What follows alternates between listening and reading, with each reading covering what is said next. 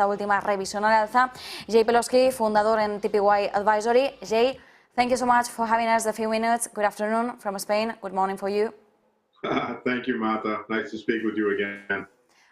Jay, today we are observing the GDP of the US at 3.2% annualized rate last quarter. It's the last reading, the third estimate, revised up from the 2.9% that we see the previous month.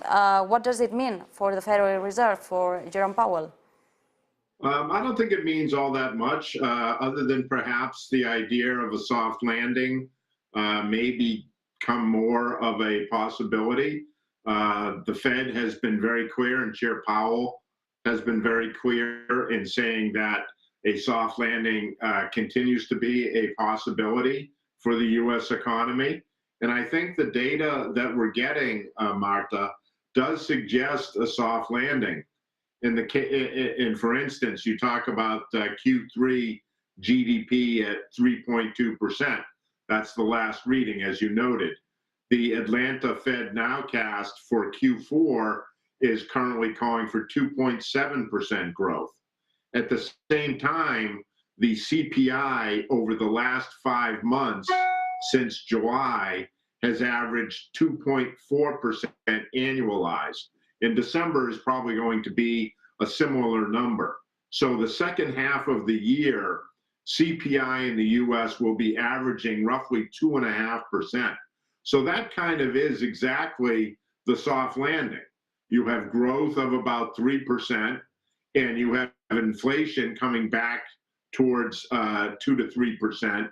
And that is, in fact, kind of the definition of a soft landing. And you know from our discussions that we've had now over the last several months that that's what we are looking for here at TPW Advisory. We've called it the middle path, the middle way. Others call it soft landing. But I do think the U.S. economy is demonstrating that it's not in recession. It's not likely to go in recession anytime soon. And inflation is still coming down, and coming down fairly sharply. And that's a pretty good environment, I think, for risk assets. If we see at the GDP now of the Fed of Atlanta, it estimates a real GDP growth of 2.7% for the fourth quarter. Do you see it possible? Yes, I mean, that number fluctuates quite a bit, but I think it's pretty clear, and we've talked about it for months. There are no major imbalances in the U.S. economy. The consumer is in good shape, record low unemployment, household debt expense as a percentage of disposable income still very, very low. Corporates are in great shape, tons of cash on the balance sheets. No defaults really in the high yield space at all. The banking sector is in perfectly good shape, making an awful lot of money as interest rise. So, you know, I think the issue is going to be that in the coming months, Q1, Q2 of next year, the consensus is calling for a recession in the United States. I think it's going to be very hard to see that recession. And so if folks are all positioned for a recession, then there's going to be a pretty significant allocation shift once it becomes clear that the U.S. is not going to fall into recession. We have to observe the labor market too.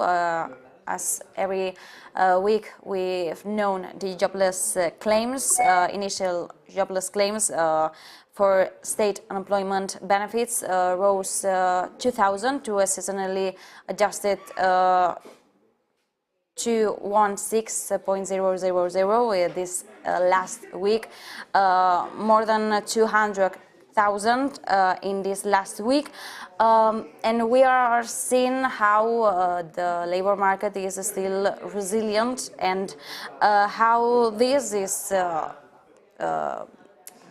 taking into account the Federal Reserve I mean, this resilience is keeping the U.S. Central Bank on its aggressive policy tightening campaign, but what do you think about this last data about the initial jobless claims? How do you see the labor market in the U.S. right now? Well, I think it's pretty clear, Martha, that the labor market remains pretty solid. Companies have really had to, kind of protect their labor, their employees. It's a difficult environment to find new employees. And so I think that that issue remains an issue for the Fed, but it's an issue for the Fed if labor demand exceeds supply, and therefore wages have to go up continuously, and you get in this wage price spiral. And there's absolutely no sign of a wage price spiral. And there's no sign of it in Europe either, as we've talked about before.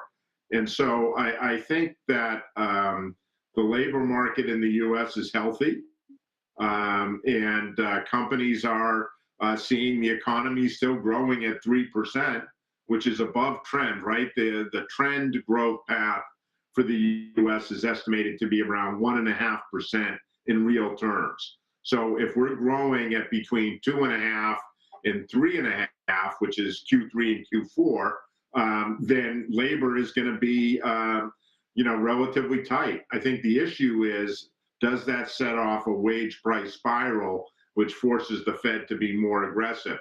I don't think there's no evidence of that, and I don't think that is likely to be the case.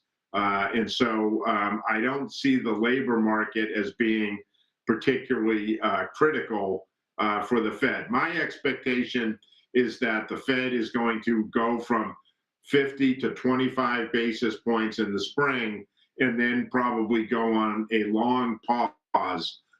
We don't expect to see the Fed cut rates next year, in part because we do expect the economy to be okay, and therefore we don't see a recession. And if no recession, then no Fed rate cut. But that also means that companies are doing okay, and earnings growth is going to be okay, and then the stock market should be okay. Our view is that the best opportunities for 2023 are outside the U.S. equity market. The U.S. equity market, which has been the leader for the last decade, really more since the bottom in 2009, the great financial crisis, the U.S. is no longer the best opportunity in the world. The best opportunity in the world in 2023, 2024, et cetera, is outside the U.S. Europe, Japan, emerging markets, China, et cetera. Jay, one last question. We are closing this 2022. How do you see, in terms of equity markets next year, which are the investment opportunities that you are focusing on? Yeah, well, we just touched on them a little bit, Martha, but I expect to see the S&P kind of be somewhat flat, up or down 5% or so, let's say next year, where the economy does not go into recession, grows at about 2%, earnings growth plus or minus 5%. So a flat kind of S&P. That also means we also expect a weak dollar. As the Fed goes on pause, the Fed is going to shift from the most hawkish major central bank in 2022 to one of the least hawkish major central banks in 2023. The ECB is going to raise rates more than the Fed next year. The Bank of Japan is likely to move off yield curve control next year, and so their rates are going to shift up gradually. So the Fed goes from most to least hawkish. The dollar goes from dollar strength to dollar weakness, and that sets off, as we say, the opportunity set outside the U.S. We expect emerging markets to lead the rate cutting cycle. So 2022 rate hikes, pretty much the most hikes in 1 year globally that we've seen in a long time. We expect 2023 to be the beginning of a rate cutting cycle led by the emerging markets, places like Brazil, where you have real rates right now at 5% real. So 9% inflation, 13% interest rates. they're going to start to cut rates next year. And that's going to set up the opportunity for emerging markets, as we said, both debt and equity. We like both debt and equity in emerging markets. We also like Europe, which we've talked about a bunch. And we are getting very enthusiastic about Japan. If the Bank of Japan does move off yield curve control in 2023, we think that sets off a very big domestic asset allocation shift out of fixed income and into equities. And therefore, Japan could be the surprise big upside market next year, in our view. Jay Pelosky, thank you so much, and have a nice Christmas and a nice New Year. Same to you, Martha. All the best to you and the team at Negocios. Happy New Year. Merry Christmas. Pues nosotros nos quedamos con esa